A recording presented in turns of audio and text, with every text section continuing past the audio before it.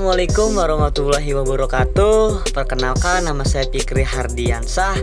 Saya dari mahasiswa Universitas Pancasakti Bekasi, Fakultas Ekonomi dan Bisnis, Program Studi Manajemen dengan nomor NIM 28921500062. Pada pertemuan kali ini, saya akan menjelaskan tentang sikap dan kepuasan kerja untuk memenuhi tugas ujian tengah semester mata kuliah perilaku organisasi dengan dosen pengampu Ibu Ipah Marsifah SEMM. Apa sih itu sikap dan kepuasan kerja? Mari kita bahas. Sikap dan kepuasan kerja yaitu sikap adalah sebuah pernyataan evaluatif baik menyenangkan atau tidak menyenangkan mengenai objek, ruang atau peristiwa. Sikap merefleksikan sebagaimana perasaan seseorang tentang sesuatu. Sikap terlihat seperti sesuatu yang sederhana, tetapi alasan-alasan mendasar dari suatu sikap yang mungkin rumit dan kompleks. Adapun di sini komponen utama dari sikap, yaitu yang pertama komponen kognitif, berupa opini ataupun bentuk segmen kepercayaan dari suatu sikap.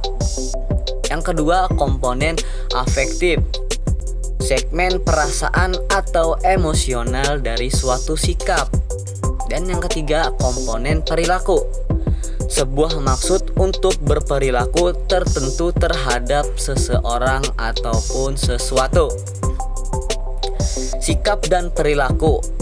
Secara umum, sikap berhubungan dengan perilaku, yaitu sikap yang dimiliki seseorang menentukan apa yang mereka lakukan.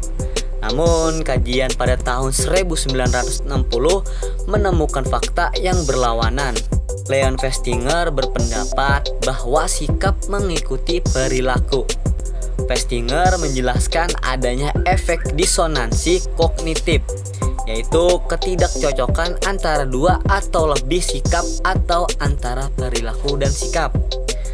Setiap inkonsistensi menimbulkan ketidaknyamanan, sehingga individu berusaha menguranginya dengan mengubah sikap atau perilaku, atau mengembangkan sebuah rasionalisasi untuk mencapai kestabilan. Dan sini ada sikap dalam dunia kerja, yaitu ada 4. Yang pertama itu kepuasan kerja, perasaan positif tentang pekerjaan yang dihasilkan dari suatu evaluasi dari karakteristiknya. Yang kedua, keterlibatan kerja, tingkat di mana individu mengidentifikasi dengan sebuah pekerjaan secara aktif, berpartisipasi di dalamnya dan mempertimbangkan kinerja penting bagi nilai diri. Dan yang ketiga, komitmen organisasi, yaitu tingkat di mana pekerja mengidentifikasi sebuah organisasi, tujuan dan harapannya untuk tetap menjadi anggota. Dan ini kita bahas kepuasan kerja.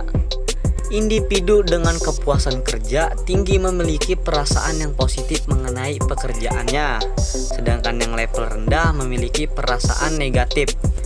Penilaian seseorang pekerja atau kepuasan terhadap pekerjaan merupakan penjumlahan kompleks dari banyak elemen berbeda. Sebuah studi menyatakan bahwa pekerja budaya barat memiliki kepuasan kerja lebih tinggi dibandingkan di budaya timur. Meksiko dan Swiss merupakan negara dengan tingkat kepuasan kerja tertinggi. Dan sini apa yang memunculkan kepuasan kerja? Ada 3, yaitu pertama, kepuasan kerja berkorelasi positif dengan kepuasan hidup. Sikap dan pengalaman dalam hidup akan muncul dalam pendekatan dan pengalaman kerja individu. Dan kedua, secara umum pekerjaan yang memberikan pelatihan, keragaman, kemandirian, dan kendali memuaskan bagi pekerja. Dan yang ketiga, tetapi kepuasan kerja tidak hanya mengenai kondisi pekerjaan, atau kepribadian juga berperan penting. Individu yang memiliki konsep evaluation, kesimpulan akhir yang dimiliki individu tentang kemampuan, kompetensi, dan nilai mereka sebagai individu yang positif. Dan di sini penyebab meningkatnya kepuasan kerja yang pertama yaitu memberikan fleksibilitas, dan yang kedua mengurangi stres di perjalanan, dan yang ketiga buat waktu kerja lebih efisien, dan yang keempat buat komunikasi menjadi lebih mudah, dan yang kelima dorong gaya hidup secara sehat. Penyebab turunnya kepuasan kerja yang pertama yaitu dibayar rendah, dan yang kedua pertumbuhan karir terbatas, yang ketiga kurangnya minat, dan yang keempat manajemen yang buruk, yang kelima bos yang tidak mendukung, dan yang keenam kurangnya pekerjaan yang berarti, yang ketujuh peluang untuk pertumbuhan atau insentif untuk pekerjaan yang bermakna, dan yang ke-8 keseimbangan pekerjaan dan kehidupan. Terima kasih, mungkin itu saja penjelasan dari saya tentang sikap dan kepuasan kerja. Semoga bermanfaat bagi yang menonton dan semoga bermanfaat bagi kita semua. Apabila ada perkataan saya yang kurang mengenakan, mohon dimaafkan. Dan apabila ada yang memahami materi ini, mohon dikoreksi untuk menjadi evaluasi ke depannya buat saya nanti. Billahi taufiq wal hidayah. Wassalamualaikum warahmatullahi wabarakatuh.